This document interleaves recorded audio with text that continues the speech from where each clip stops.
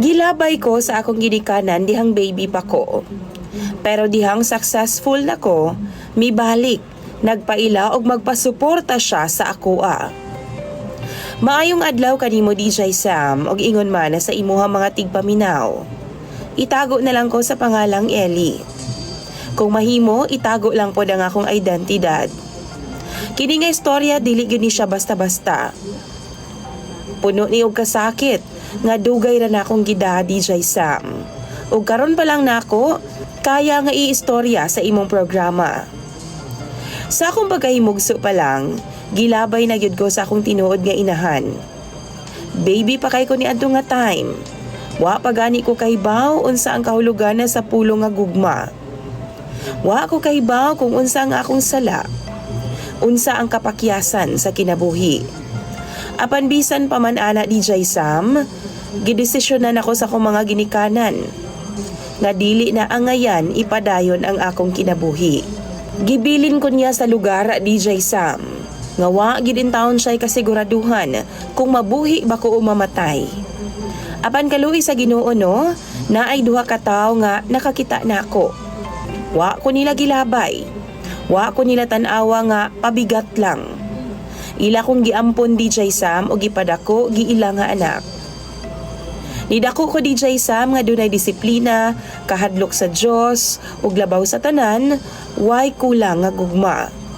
Bisan pobre ra ang nakasagop sa ako DJ Sam, gipaninguhaan gyud nila nga mapaeskwela ko. Naay mga gabi nga di na lang gani manihapon nga ako mga ginikanan DJ Sam nga giila kay para lang bauno na ako pagkaugma. Naay mga butang nga luoy kayo tan-awon kay kapoy nakaayo sila sa trabaho. Apan wa gyud sila misurrender DJ Sam. Di nila gusto nga ipakita nako nga naluya sila. Tungod sa ilang mga sakripisyo, nalampasan nako ang tanang kalisod. Nakahuman ko sa pag-eskwela. Nakakita kog mayong trabaho. Miasenso ko ginahinay DJ Sam. Ug sa matag kalampusan no, sila gyud ang akong gihuna-huna og una. Hangtod usa ka adlaw DJ Sam. Okay naman unta ang among kinabuhi ba? Pero kalit nga nitungha ang akong nagpaila nga tinuod nga inahan. Usa ka babae DJ Sam, luoy gyud tuod siya tan-awon. Niwang, tapos kapoy kay gitsura, puno kay sa kasakit ang iyang mga mata. Sa diyang giingon niya sa kuha DJ Sam nga ang tinuod daw, siya daw ang akong inahan, nahugno gyud ang akong kalibutan. Nihilak siya sa akong atubangan DJ Sam. Miangkon siya sa iyang mga sala. Ana pa siya nga bata pa daw siya ni adto nga time, ug wa pa daw siya ikabuhi sa akoa. Wa po daw siya masaligan DJ Sam kay gibiyaan po daw siya sa akong amahan. Karon nagmasakiton siya. Way trabaho, way moatiman niya. Maong nangayo siya sa ako ang tabang. Suporta. Ug ingon man, mapasaylo daw unta nako siya DJ Sam. Dili gyud unta ako gusto nga atubangon siya DJ Sam. Labaw na nga ilhon siya nga inahan. Pero giatubang nako siya. Gipangutanan nako siya DJ Sam. Nganong gilabay man ko nimo sa una? Nihilak ra siya DJ Sam. Mitubag ra pud siya nga wa daw siya kapilian kay nahadlok daw siya. Bata pa daw siya, DJ Sam. Ako po siyang gibalusan og pangutana, kung wa kay kapilian sa una, nganong karon naa naman ka? Nganong niduol naman ka sa kuha?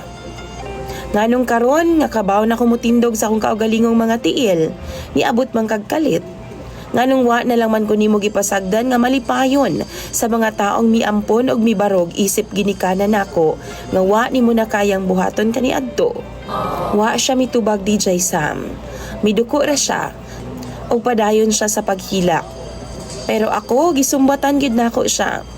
Giingnan nako siya kay bao ba ka kung unsa ang gibati nako kaniadto? Nga wa gyud ka sa kong kiliran? Kabaw ka unsay gibati sa usa ka bata nga nagtan-aw sa uban nga dunay ginikanan nga tinuod, samtang ako wala.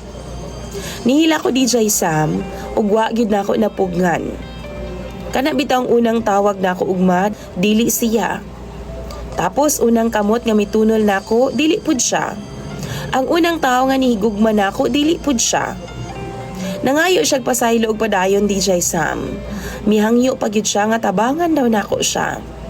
Ingon pa siya, dugo daw nako siya. ug dili daw nako siya dapat nga talikdan. Gitubag pud nako siya, oo dugo teka. Apan ang gugma, dili na gikan sa dugo ra. Ang gugma DJ Sam pinili na para nako. Giingnan nako siya DJ Sam. Dili nako siya dumtan. Andam ko nga tabangan siya isip tao. Pero dili mahimong kuhaon niya ang lugar sa mga giilan akong ginikanan. Dili niya mahimong kalimtan nga dunay mga tao nga nagsakripisyo aron nga mabuhi ko. Karon DJ Sam naglibog ko.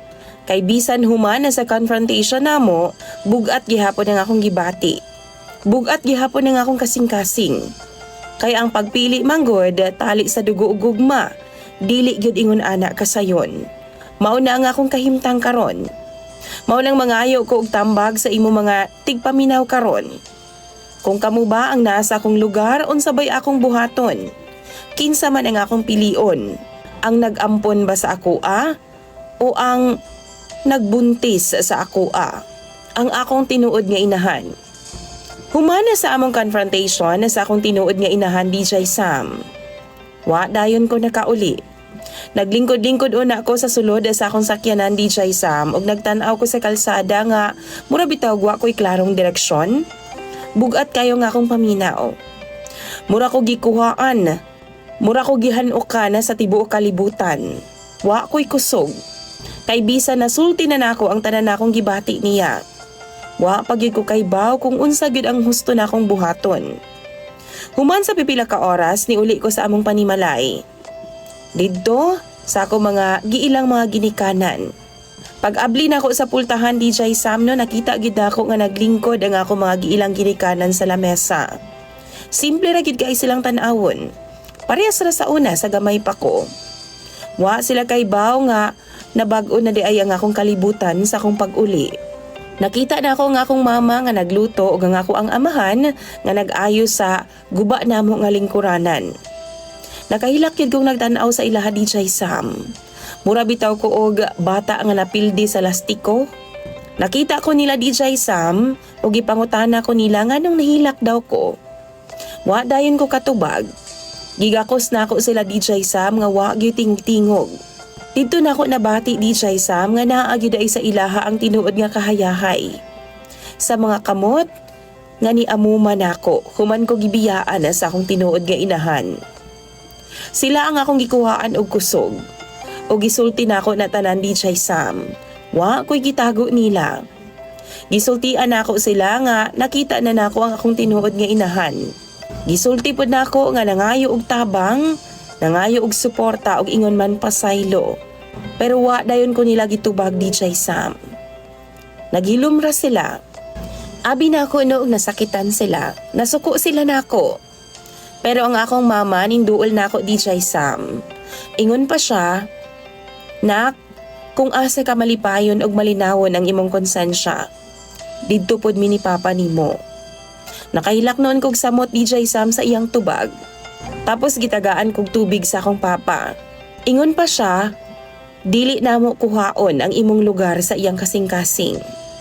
Pero kung ang hunahuna nimo naglibog pa ka, ayaw kalimti nga naarami ni mama nimo." Nangutana pod ko nila DJ Sam nga nangurog ang akong tingog. "Masakitan ba mo kung tabangan ako siya?" Ingon si mama, mas masakitan daw sila. Kung masakitan daw ko. Kung tabangan daw nako siya, buhaton daw nako. Dili tungod sa utang na loob, kundi tungod kay naluoy daw ko sa akong tinuod nga inahan.